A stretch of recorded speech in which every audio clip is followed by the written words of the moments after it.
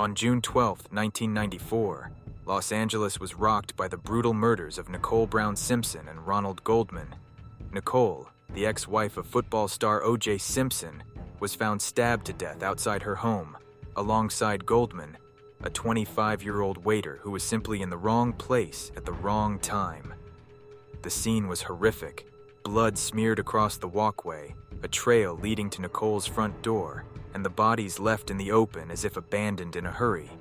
News of the double homicide quickly spread across the city, capturing the attention of the media.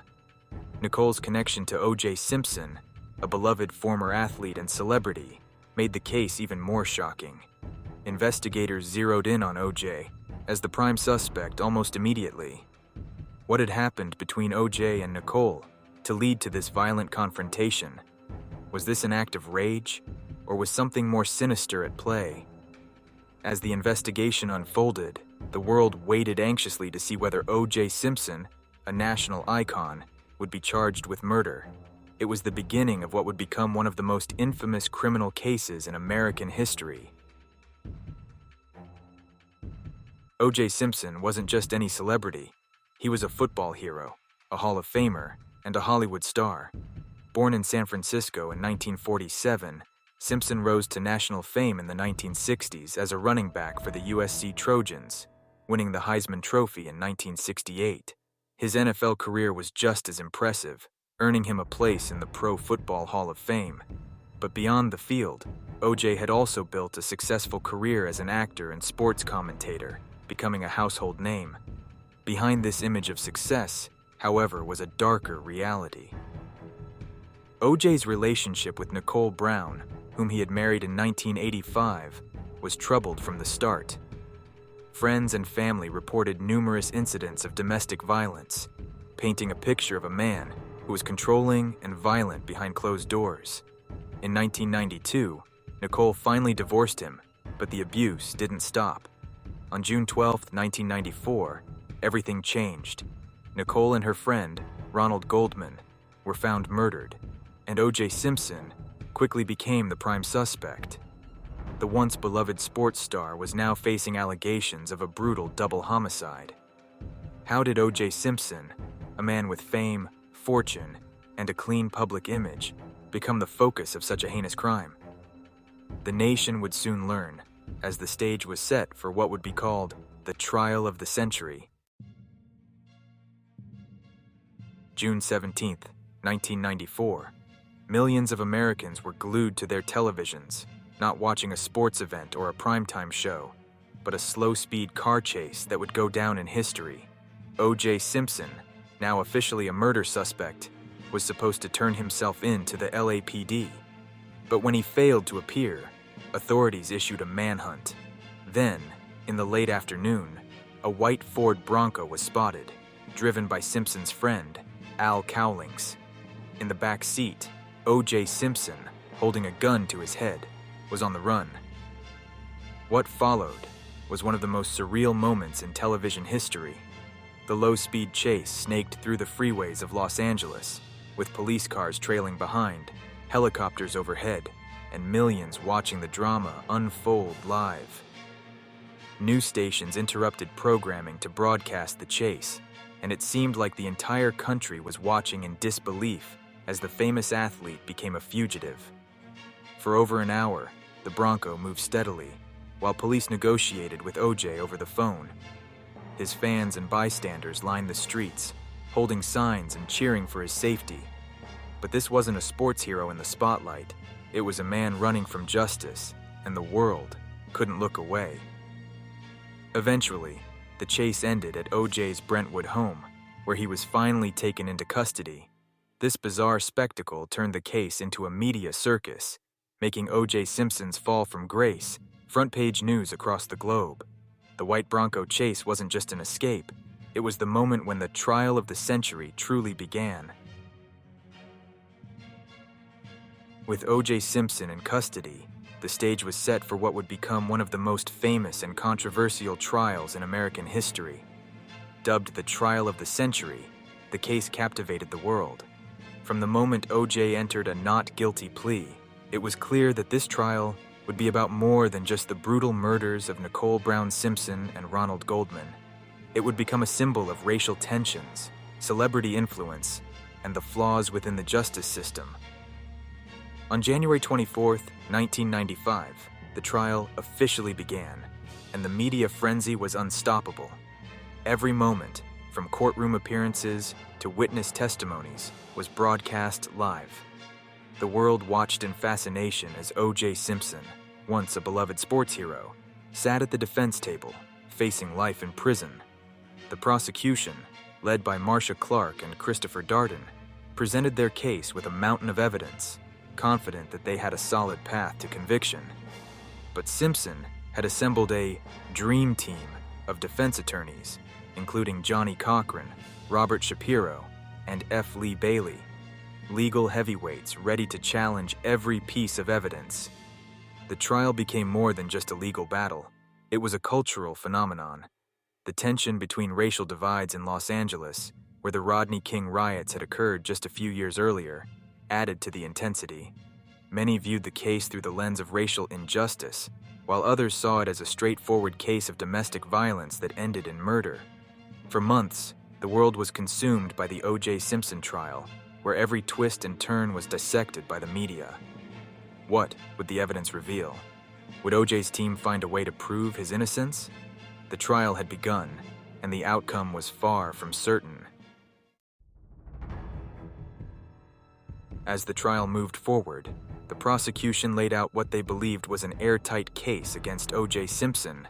Led by Marcia Clark and Christopher Darden, the prosecution presented a mountain of evidence linking O.J. to the brutal murders of Nicole Brown Simpson and Ronald Goldman. From DNA to blood samples, they believed the forensic trail would clearly point to Simpson's guilt. First, there was the blood evidence. Blood samples found at the crime scene matched both the victims and O.J. Simpson. Drops of Simpson's blood were also found inside his white Bronco, linking him directly to the night of the murders. The prosecution argued that O.J. had cut himself during the attack, leaving a trace of his DNA at the crime scene. The gloves found near the bodies and at O.J.'s estate were another key piece of evidence, with fibers matching the ones found on Nicole and Goldman. Then, there was the infamous DNA evidence, newly emerging at the time, but powerful. The prosecution presented DNA tests that showed blood found at the crime scene, in Simpson's car, and at his home belonged to him and the victims. These tests provided what seemed to be undeniable proof of his involvement. They also presented phone records, testimony about O.J.'s jealous and controlling behavior, and evidence of the domestic abuse Nicole had suffered at his hands. The prosecution painted a picture of O.J. as a man consumed by jealousy and rage, who could no longer stand to see Nicole with anyone else. In their narrative, this was a crime of passion, driven by Simpson's need for control and vengeance. But as the evidence piled up, so did the doubts. Could all of this evidence be trusted? Could the LAPD be hiding something? O.J.'s defense team was preparing to counter every argument, questioning not just the evidence, but the very integrity of the investigation itself. As the prosecution presented their case, O.J. Simpson's defense team, dubbed the Dream Team, was hard at work crafting a strategy to dismantle the mountain of evidence against him. This powerhouse legal team included heavyweights like Johnny Cochran, Robert Shapiro, and F. Lee Bailey, each bringing their own unique skills and tactics to the courtroom. Johnny Cochran emerged as the most charismatic and media-savvy of the group. He understood that this trial was as much about perception as it was about facts. Cochran famously turned the case into a discussion about race, arguing that the LAPD was not only incompetent, but also racially biased. He claimed that Simpson was a victim of a corrupt system, drawing on the racial tensions that had erupted in Los Angeles during the Rodney King riots. This narrative resonated with many in the jury and the public, allowing them to view the trial through a different lens. The defense launched a vigorous attack on the prosecution's evidence. They pointed out the mishandling of evidence by the LAPD, claiming that critical samples had been contaminated or improperly stored. Cochran famously questioned the reliability of the DNA evidence, suggesting that it could have been tampered with. He also raised doubts about the credibility of key witnesses, arguing that they had motives to lie or had been coerced by the police. One of the most memorable moments came when Cochran held up a glove found at the crime scene, asking Simpson to try it on. When O.J. struggled to fit the glove over his hands, Cochran delivered his iconic line, "If it doesn't fit, you must acquit." This moment captivated the jury and the public alike, shifting the trial's momentum in favor of the defense. The Dream Team was not just fighting for Simpson's freedom. They were challenging the entire legal system, making it clear that they would stop at nothing to prove his innocence. With every twist and turn in the courtroom, the stakes grew higher and the drama intensified. The trial took a dramatic turn during one of its most anticipated moments, the infamous glove demonstration. On June 15, 1995, the prosecution brought a crucial piece of evidence into the courtroom, the glove that was found at the crime scene. They believed it would solidify their case against O.J. Simpson. But what happened next would become one of the trial's most memorable and controversial moments. As O.J. Simpson stood before the jury, the tension in the courtroom was palpable. Prosecutor Christopher Darden handed Simpson the glove, which had been soaked in blood and was found at the scene of the murders. The prosecution argued that this glove belonged to Simpson and was worn during the killings. However, as O.J. attempted to put it on, it became clear that it was too small for his hand. The defense seized this moment, claiming that the glove didn't fit Simpson's hand, implying that he couldn't have committed the murders. Cochran's famous line echoed in the courtroom, "If it doesn't fit, you must acquit." The imagery of Simpson struggling to wear the glove became a defining moment in the trial, creating doubt in the minds of the jurors. This incident shifted the momentum drastically. The prosecution, which had believed they were solidifying their case, now faced a significant setback. The defense leveraged this moment to question the integrity of the evidence and the investigation itself. They argued that the police had mishandled crucial evidence and that the prosecution's narrative was unraveling. As the days passed, this pivotal moment lingered in the minds of jurors and the public alike. The glove demonstration didn't just challenge the evidence, it questioned the entire prosecution's case, leading many to wonder, could O.J. Simpson actually be innocent? The trial had become a battle not just over evidence, but over the very perception of justice itself. As the trial progressed, it became clear that this was more than just a legal battle. It was a media spectacle that gripped the nation. The O.J. Simpson trial was the first of its kind, broadcast live on television, transforming how trials were covered and consumed by the public. With cameras rolling, every moment was scrutinized, every testimony analyzed, and every piece of evidence dissected. News networks dedicated extensive coverage to the proceedings, turning court days into primetime events. Viewers across the country tuned in, creating a cultural phenomenon that blended entertainment with serious legal matters. This unprecedented access allowed the public to witness the drama unfold in real time, but it also raised ethical questions about the role of media in the judicial process. The trial was punctuated by sensational headlines and dramatic moments, from O.J.'s infamous slow-speed chase to the glove demonstration. The public became polarized, with opinions often split along racial lines. Some viewed O.J. as a victim of a corrupt system, while others saw him as a guilty man evading justice. The media's framing of the trial heavily influenced public perception, with coverage often emphasizing race and celebrity over the actual facts of the case. The courtroom became a stage, and the key players, O.J. Simpson, his lawyers, and the prosecution, were cast as characters in a gripping drama. High-profile legal analysts and commentators weighed in, further fueling the frenzy. The trial was not just about justice, it became a commentary on race, fame, and the flaws within the American legal system. As the jury deliberated, the nation held its breath. The verdict was not just a reflection of the trial's evidence. It was a culmination of a media-driven narrative that had captivated the public for months. Would the influence of the media sway the jury, or would they focus solely on the evidence presented in court? The outcome remained uncertain, and as the final verdict approached, the world was watching. On October 3, 1995, the long-awaited verdict in the O.J. Simpson trial was finally announced. The atmosphere was electric, with millions of viewers tuning in to witness the moment that would change the course of history. As the jury filed into the courtroom, the tension was palpable. Would O.J. Simpson be found guilty of the murders of Nicole Brown Simpson and Ronald Goldman, or would he walk free? When the verdict was read, not guilty, a wave of disbelief washed over the nation. For many, it felt like a thunderclap. The jury had deliberated for just over 4 hours, a remarkably short time for such a high-stakes trial. The reactions were immediate and intense. Supporters of O.J. erupted in celebration, tears of joy streaming down their faces as they embraced in disbelief. For them, the verdict was a victory against a flawed legal system, a triumph in the face of racial injustice. However, not everyone shared this elation. Across the country, many others reacted with outrage and disbelief.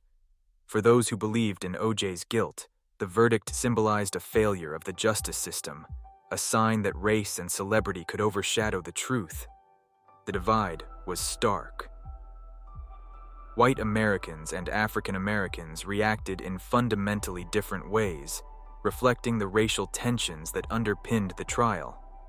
In the days that followed, the aftermath of the verdict left a lasting impact on American society. Discussions about race, domestic violence, and the role of media in legal proceedings surged. Many questioned how the outcome could have been so influenced by the narratives constructed throughout the trial. The case had opened old wounds and ignited debates that continue to resonate today. O.J. Simpson may have been acquitted, but the case did not end there.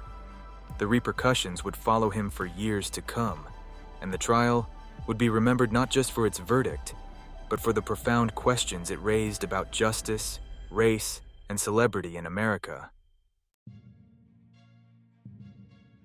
In the wake of the criminal trial's conclusion, the saga of O.J. Simpson was far from over.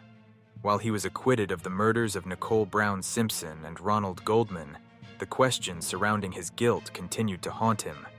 In 1997, the families of Nicole and Ronald sought justice through a civil trial, and this time, the stakes were different.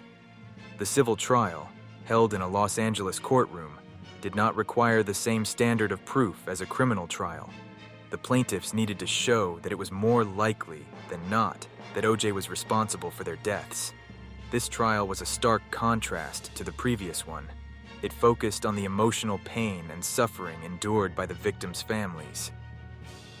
The courtroom drama continued, with graphic testimonies and heartbreaking accounts of the impact of the murders. On February 4, 1997, the jury reached a verdict, finding O.J. Simpson liable for wrongful death. He was ordered to pay $33.5 million in damages to the victims' families.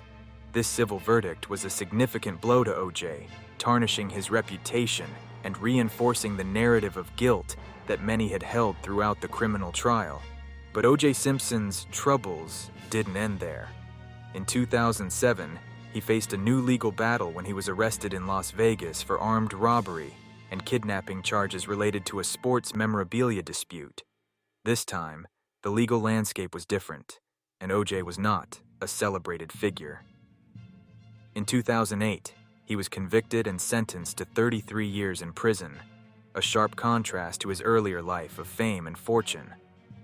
The O.J. Simpson trial left a lasting impact on American society, reshaping public discourse around race, justice, and celebrity culture. It forced conversations about domestic violence and the legal system's treatment of high-profile figures. The trial became a cultural touchstone, influencing not just the media, but also future criminal cases. As O.J. served his sentence, his legacy remained a complex and controversial topic. Once a beloved sports icon, he became a symbol of the frailty of fame and the consequences of one's actions. The O.J. Simpson trial was not merely a case of murder. It was a reflection of a society grappling with its values and the murky waters of justice. The O.J. Simpson trial was more than just a high-profile legal battle. It became a defining moment in American culture, with ripples that are still felt today. The case exposed deep-seated issues of race, justice, and media influence, prompting national conversations that challenge societal norms and perceptions. One of the most significant impacts of the trial was its role in highlighting racial tensions in America. The trial unfolded against the backdrop of a country still grappling with the aftermath of the Rodney King incident and subsequent riots. For many African Americans, O.J. Simpson's acquittal was seen as a victory over a justice system perceived as biased and flawed. It ignited discussions about systemic racism, police conduct, and the struggles faced by Black Americans within the legal system. Conversely, many white Americans viewed the verdict as a miscarriage of justice. The trial polarized public opinion, creating a divide that underscored how differently people could perceive the same set of facts. This schism highlighted the complex interplay of race, class, and justice, a conversation that continues to resonate in contemporary society. The trial also transformed the role of media in legal proceedings. With live broadcasts and 24-hour news coverage, the O.J. Simpson trial set a precedent for how legal cases are reported and consumed. It blurred the lines between news and entertainment, leading to a rise in sensationalized media coverage of subsequent trials. The trial's theatrics and public drama became a template for how future cases would be covered, influencing everything from courtroom reporting to reality TV. Moreover, the case shed light on issues of domestic violence, bringing them into the public eye in a way that had rarely been done before. Nicole Brown Simpson's story became a symbol of the plight faced by many women in abusive relationships. The trial sparked discussions about the importance of addressing domestic violence, leading to increased advocacy and awareness.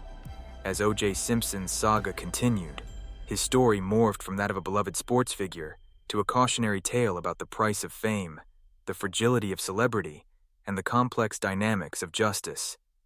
The O.J. Simpson trial serves as a reminder of the powerful intersection of race, media, and the law, shaping the narrative of justice in America for years to come.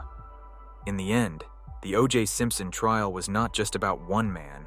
It was about a society in flux, grappling with its values, biases, and the very nature of justice itself.